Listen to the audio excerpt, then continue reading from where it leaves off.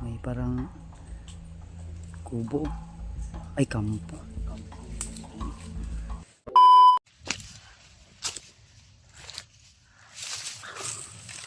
Ano tol? Grabe. Sobrang pagod. Taas ng bundok na inakyat namin. Dahil may sinundan po kami tol na dalawang tao. Sila diba yun nandun sa unahan tol?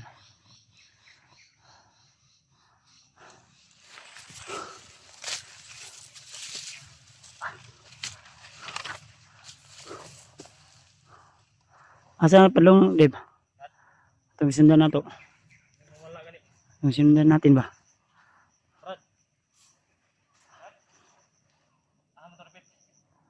Apa, saan pumunta?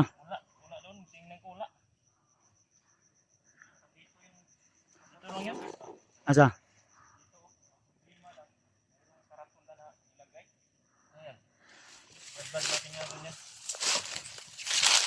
Ayaw pensa. Sabi. Sobrang taas ng ano namin.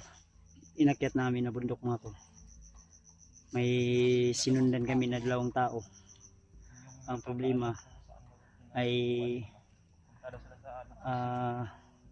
medyo mabilis yung paglalakbay nila at si Brad Janre yung pursigi na masundan talaga. Doon daw papunta. Sa may gibutang? Ada gibutang? Ayaw sa kupensa maniid sa ta. Yung mga tulo. Medyo ano po talaga. Medyo pagod pero lumalaban pa rin para sa kaligtasan ng mag-ina ni Brad Janre at si Janre naman ay porsigido talaga. Nahuli ako dahil nabitik ako doon sa no, may nilagay sila na parang ano patibong. Kaya sana tol sa lahat ng mga solid supporters natin diyan, mga kasama natin, ipag-pray nyo lang po kami. Dahil hindi biro talaga yung paglalakbay namin. Pagod, uhaw, gutom yung nararanasan namin dito. Kaya patuloy pa rin kami tol. Kaya ipag-pray lang po kami at huwag niyong kalimutan na i-like, i-share, i-subscribe yung aming mga YouTube channel mga tol. Ilang tulong o suporta na rin sa aming mga paglalakbay dito sa bundok. Sa mga solid nating taga-suporta, mga solid viewers, mega live shout out sa lahat mga tol. So, ang lalo na kay Ninang Josephine Kelly, kay Ate Milda Galang, kay Mami Joy Burns, kay Nanay Jis, kay Nanay Daylin Choi, kay Ate Jersey Ribas, kay Ate Ate Indi Daos, Ate Heidi, kay Ate Nadim, shoutout na rin po, kay Ate Chikira at Ate Anisito. So mega love shoutout po. Lalong na kay Ate Janice din, alkalde, shoutout na rin. Sa iba po na hindi natin na shoutout, pagpasensya nyo na po. So, medyo magulo talaga yung isipan ko, lalong na ngayon. Nakaproblema tayo. Tumawag yung asawa ko at may kunting problema.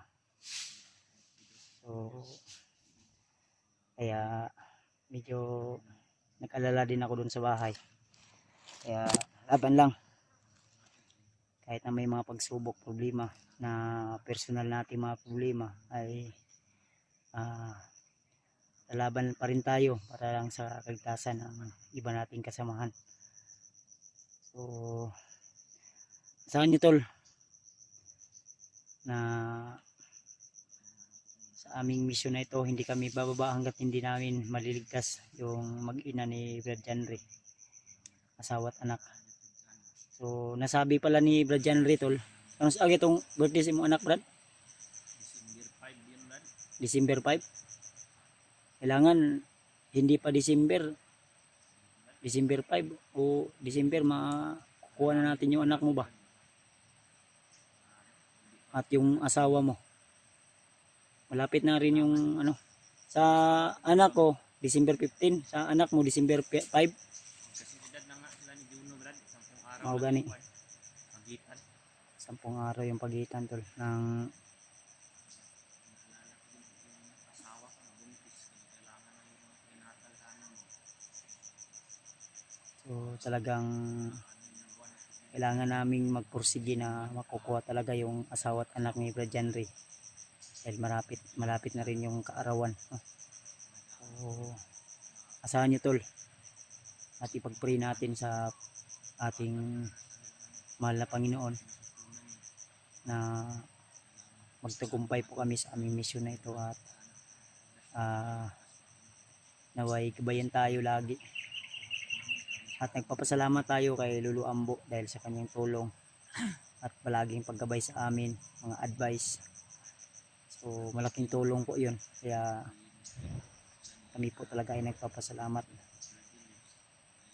So sabihan nyo lang po yung mga kasama naming iba tol. Kung sakaling man madaanan nila yung nadaanan namin o kung saan man sila ngayon ay mag-ingat po sila at huwag silang mag-alala sa amin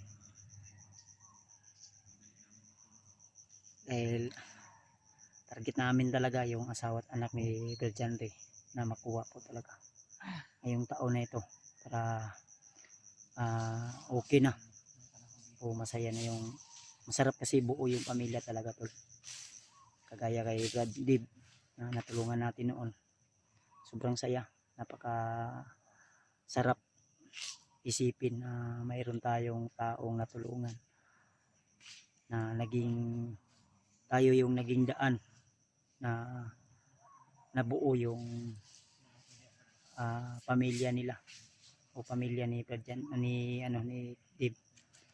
Kaya tuloy lang tayo. Ayan, may daanan dito.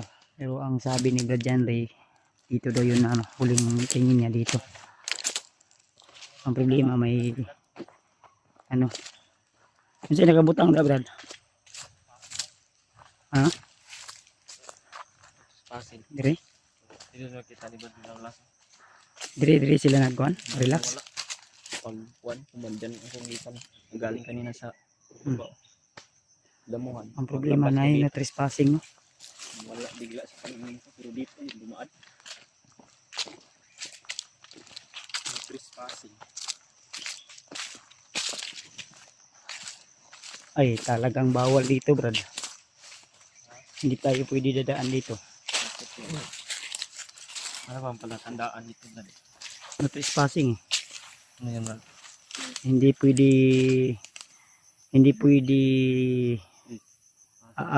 dadaan dyan ang tatlo lang tayo.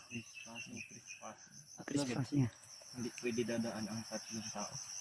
Ang operation set out sa trespassing. Sayang Brad, wala sila easy at pidot man. Meron sana sila. Kasama lang sana namin si Brad Pidot at sila AJ, sila Julio at si Rimar. Pwede tayong dadaan dyan pero murag may tao sa baba. Brad, may tao sa baba, murag din sa baba ni Agi.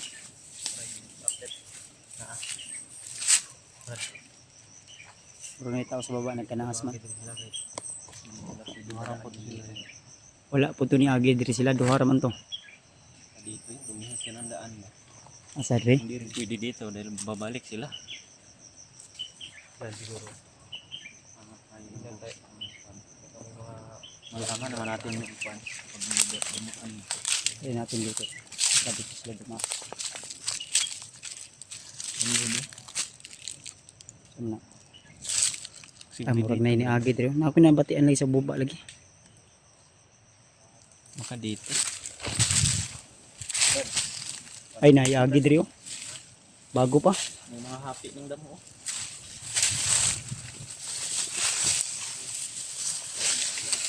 Ay may ni Agi diri ah. Diri to sila padulong Brad. Dito pala sila.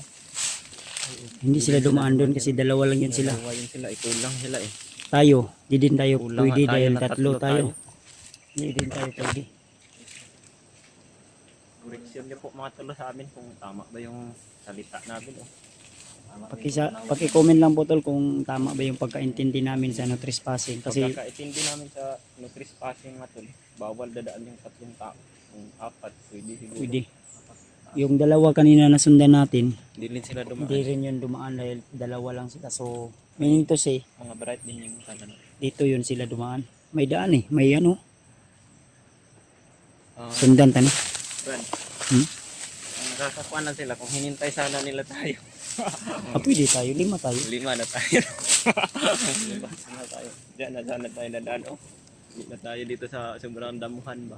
Di na ako inadunggan kay na, murag nasa baba, nagkanaas. Maugin yun. Inandam ko yung baril ko tol.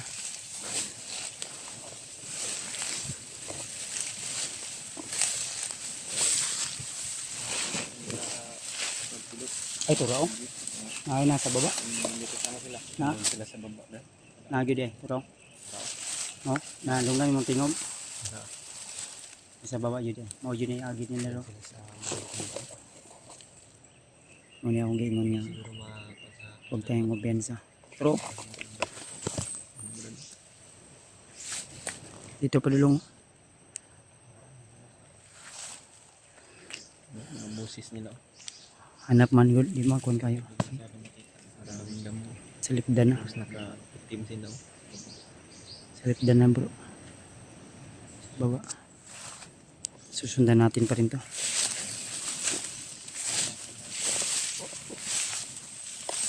Hindi tayo pensa baka may bagong daan to.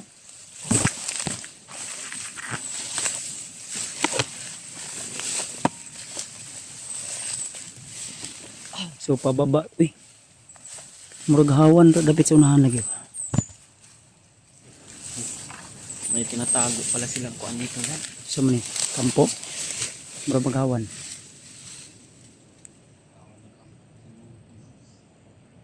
Ngahinit ah.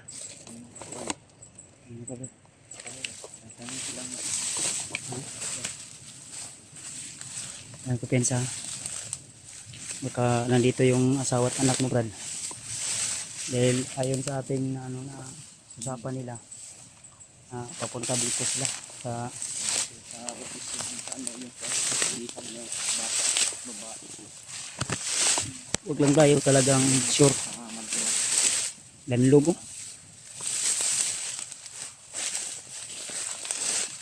Smith lagi.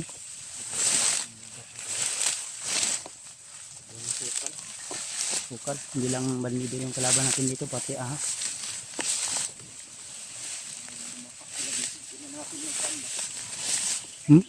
Ay sabah ha? Na.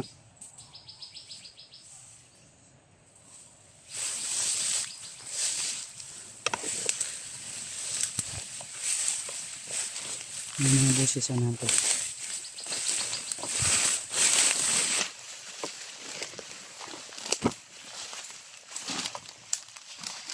Ito yung daan nila oh. Dito sila dumano.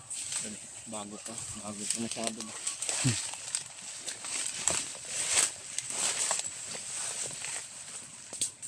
Kuya nilang jajihan. Hindi mawala yung paningin natin ba.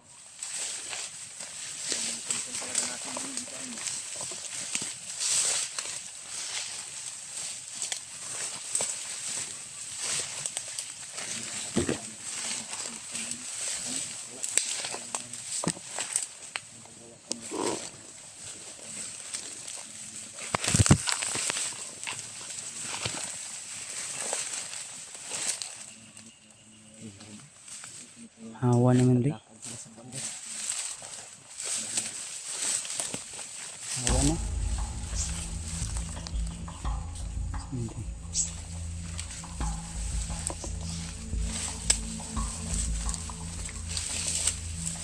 Parang may trapal sa unahan.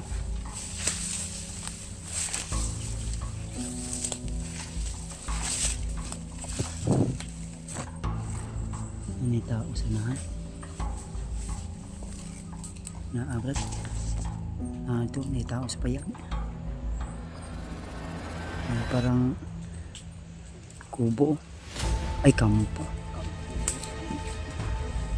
Oo, nay tao.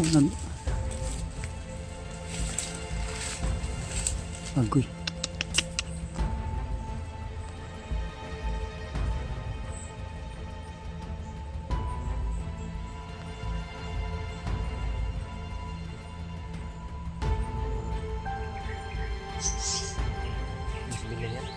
Yan si Billy. Parang kasama nila yan na nagkatrabaho. Maisa ni.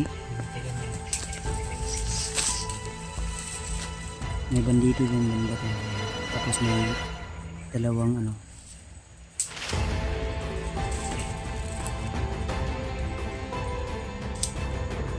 Ayan. Baka inalipin eh.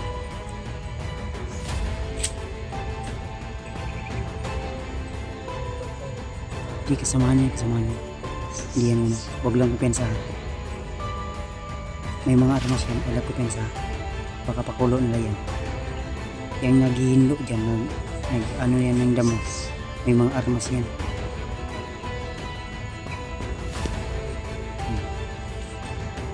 Ayaw pensa. Masila muna tayo. Diyan rin. Ayaw pensa. Silang masila.